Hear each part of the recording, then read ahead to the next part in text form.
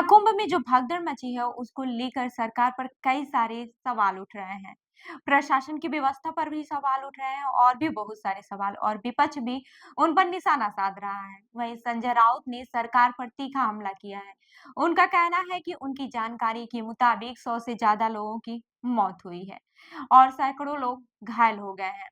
आप ये वीडियो देखिए। मेरे पास जो जानकारी है वो लगभग 100 से ज़्यादा लोगों की भगदड़ में मौत हुई है और सैकड़ों लोग गंभीर रूप से जख्मी है।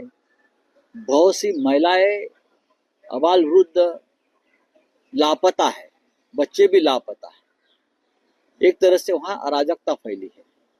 इसलिए बहुत से जो हमारे वहाँ के महामंडलेश्वर जी महाराज है और उनका कहना था कि ये पूरा परिसर जो है वो मिलिट्री यानी आर्मी के हाथ में देना चाहिए, तभी यहाँ डिसिप्लिन आ जाएगा।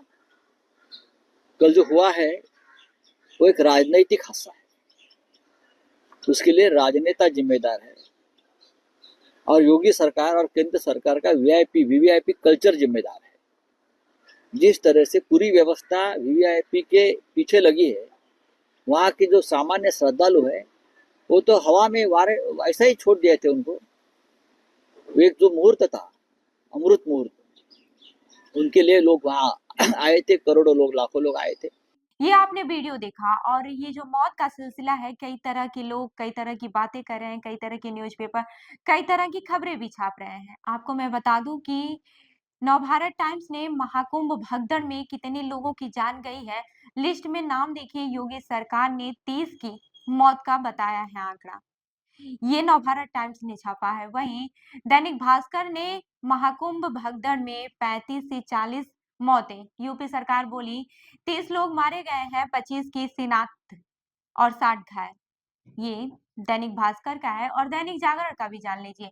महाकुंभ में मची भगदड़ ने 17 श्रद्धालुओं की मौत की सूचना मिली है, कई घायल हैं। संगम तट के पास हुई दर्दनाक हादसा। वैसे आप देख रहे हैं कि जो न्यूज़पेपर है अलग अलग आंकड़े बता रहा है। वैसे सरकार की तरफ से भी ये आंकड़े सामने आए हैं और वही आंकड़े हैं जो 30 का बताया गया है और संजय राउत कुछ और कह रहे हैं, अलग पेपर कुछ और कह रहा है। वैसे इस हादसे के बाद से महाकुंभ की व्यवस्था पर सवाल उठने लगे हैं और सुरक्षा के इतने बड़े इंतजामों के बावजूद ऐसी घटना कैसी हो गई, यह समझ से परे है। अखिलेश यादव ने एक्स पर पोस्ट करके कहा है कि महाकुंभ में आए संत समाज और श्रद्धालुओं में व्यवस्था के प्रति पुनर्विश्वास जगाने के लिए यह आवश्यक है कि उत्तर प्रदेश शासन प्रशासन के स्थान पर महाकुंभ का प्रशासन और प्रबंध तत्काल सेना को सौंप देना चाहिए। वहीं अखिलेश यादव ने आगे लिखा कि विश्वास स्तरीय व्यवस्था करने के प्रचार करते हुए दावों की सच्चाई अब जब सबके सामने आ गई है, तो जो लोग इसका दावा और मिथ्या प्रचार कर रहे थे, उन्हें इस हादसे में हत हुए लोगों की नैतिक जिम्मेदारी लेते हुए अपना पद त्याग देना चाहिए। यानी कि सीधे तौर पर आप देख सकते हैं कि अखिलेश यादव इसमें सीएम के इस्तीफे की मांग कर रहे हैं। वहीं आपको मैं बता दूं कि इसमें खबरें आ रही हैं कि कुशीनगर से पहुंचे चरण सिंह ने कहा कि उनके गांव के 60 लोग बस से मंगलवार को दिन में आए थे। इनके गांव की महिला वृंदा देवी 52 लापता है, 52 साल की जो है। पोस्टमार्टम हाउस में तलाश के बाद से भी उनका कोई सुराग नहीं लगा है। अब अस्पतालों के चक्कर लगा रहे हैं, हालांकि अभी तक उनका पता नहीं लगा है। ये भी कानून व्यवस्था पर सीधे सीधे सवाल उठाता है। वहीं सपा नेता पूर्व राज्य मंत्री सुरेंद्र सिंह सागर ने कहा कि जो घटना महाकुंभ में हुई है, इससे सरकार की लापरवाही साफ झलकती है। अधिकारियों ने व्यवस्था करने में बहुत बड़ी चूक की है, जिससे कि यह घटना घटित हुई है। सपा शासक काल में भी महाकुंभ का आयोजन हुआ था। पूरा आयोजन शांतिपूर्वक रहा, कोई भी अप्रिय घटना नहीं हुई।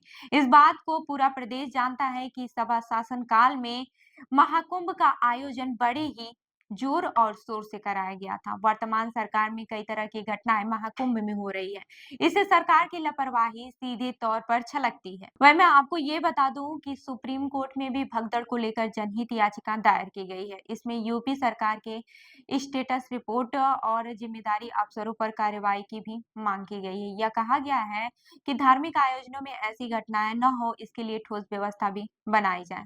आपको बता दूं कि महाकुंभ का 13 जनवरी से अब तक 27.58 करोड़ श्रद्धालु स्नान कर चुके हैं। ये तो आपने देखा कि आरोप प्रत्यारोप लगा रहे हैं लोग, लेकिन सरकार की व्यवस्था पर बहुत सारे सवाल उठ रहे हैं। अगर इतनी अच्छी व्यवस्था थी तो ये हादसा कैसे हो गया? सरकार बार-बार यह कह रही थी कि महाकुंभ में विश्व स्तरीय व्यवस्थाएँ की गई हैं। दावा यह भी किया गया था कि करोड़ों श्रद्धालु के लिए आधुनिक तकनीक से भीड़ नियंत्रण होगा, मेडिकल इमरजेंसी के लिए एम्बुलेंस और डॉक्टरों की टीम तैनात रहेगी, सुरक्षा के लिए पुलिस और पैरामिलिट्री फोर्स भी हर जगह मौजूद रहेगी। लेकिन मौनी अमावस्या के दिन असल परीक्षा का समय आया तो ये सारी व्यवस्थाएँ हवा क्यों हो गई? सरकार को ये पहले से ही पता था कि मौनी अमावस्या पर भारी भीड़ उमड़ेगी। रिपोर्ट्स के मुताबिक इन दिन लगभग 8 करोड़ श्रद्धालु संगम स्नान के लिए पहुंचे थे। लेकिन सवाल यह उठता है कि अगर इतनी बड़ी भीड़ का अंदाजा था, तो क्या प्रशासन ने पहले से पर्याप्त इंतजाम नहीं किए?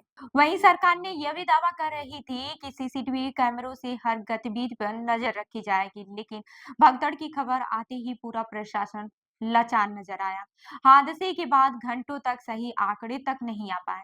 यूपी सरकार ने मरने वालों की संख्या 30 बताई, लेकिन चश्मदीदों और विपक्ष नेताओं के मुताबिक जो मामला है, ये जो आंकड़े हैं, वो 100 से ज्यादा लोगों के मारे जाने के आंकड़े बताए जा रहे हैं। वहीं अगर सरकार को अपनी व्यवस्थाओं पर इतना ज्यादा भरोसा था, तो हादसे के बाद इतने परस्पर विरोधी आंकड़े क्यों आ रहे हैं? अब जब यह हादसा हो ही चुका है, तो हर कोई जिम्मेदारी से पल्ला झाड़ रहा है। यूपी सरकार, जिला प्रशासन और आयोजन समिति के अधिकारी एक दूसरे पर आरोप लगा रहे हैं, लेकिन सच्चाई यह है कि अगर सही प्लानिंग और सतर्कता होती, तो यह हादसा टल सकता था। आखिरकार सिर्फ सवाल व्यवस्था का नहीं, बल्कि लाखों श्रद्धालुओं की जिंदगी और आस्था का है। तो इस खबर पर आपका क्या कहना है? हमें ज़रूर बताइएगा और ऐसे ही अन्य खबरों के लिए जुड़े रहिए हमारे साथ।